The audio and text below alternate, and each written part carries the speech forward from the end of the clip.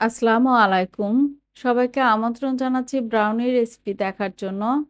চেষ্টা করেছি খুবই সিম্পল আর মজার করে তৈরি করতে। তো চলুন দেখে নিন এর পুরো প্রস্তুত প্রণালী।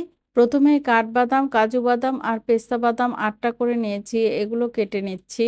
কেটে নেওয়ার পর বাদামগুলো একটা বাটিতে তুলে নিচ্ছি। ব্রাউনি বানানোর জন্য চকলেট লাগবে ১০০ গ্রাম। এখানে আছে ১২৩ গ্রাম। তাই ২৩ গ্রামের মতো চকলেট আলাদা কেটে রেখে দিচ্ছি। আর বাকি চকলেট আমি এখন ছোট ছোট করে কেটে নিচ্ছি। ব্রাউনি বানানোর জন্য আপনারা যে কোনো চকলেট নিতে পারেন। চকলেট কেটে নেওয়ার পর একটা বাটিতে তুলে নিচ্ছি। এখন এই চকলেটের মধ্যে দিয়ে দিচ্ছি ১/২ কাপ বাটার। বাটার আর চকলেট এখন গলিয়ে নিব। চুলায় একটা হাঁড়িতে পানি গরম করে নিয়েছি। এর উপরে চকলেটের বাটিটা রেখে এখন গলিয়ে নিচ্ছি। চকলেটটা মোটামুটি গলে গিয়েছে, অল্প গোটা গোটা আছে, সমস্যা নেই, একটু গোটা গোটা থাকলেই খেতে ভালো লাগে। এখন এটা চুলা থেকে নামিয়ে ঠান্ডা করে নেব। ব্রাউনি বানানোর জন্য একটা বাটিতে নিয়ে নিচ্ছি রুমের স্বাভাবিক তাপমাত্রায় থাকা ৩টা ডিম। ডিমগুলো ফ্রিজে থাকলে অবশ্যই ১-২ ঘন্টা আগে বের করে রাখবেন। ফ্রিজের ডিম দিয়ে কিন্তু কেক, ব্রাউনি ভালো হয় না। চিনি দিচ্ছি ১ কাপ। আপনাদের কাছে যদি ব্রাউন সুগার থাকে তাহলে ১/২ কাপ ব্রাউন সুগার আর ১/২ কাপ সাদা চিনি দিবেন। এখন ডিমের সাথে চিনি গলিয়ে নিচ্ছি। চিনি একদম গলিয়ে ফেলা যাবে না, হালকা দানা দানা থাকবে। এখন এর মধ্যে কিছুক্ষণ আগে যে আমরা চকলেট আর বাটার গলিয়ে রেখেছি সেটা দিয়ে দিচ্ছি।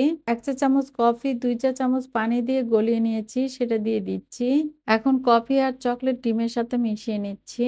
এবার এর মধ্যে শুকনো উপকরণ দেওয়ার জন্য একটা ছাঁকনি নিয়েছি। ছাঁকনির মধ্যে দিয়ে দিচ্ছি ১ কাপ ময়দা, 1/4 কাপ কোকো পাউডার, ১ চা চামচ ভ্যানিলা পাউডার।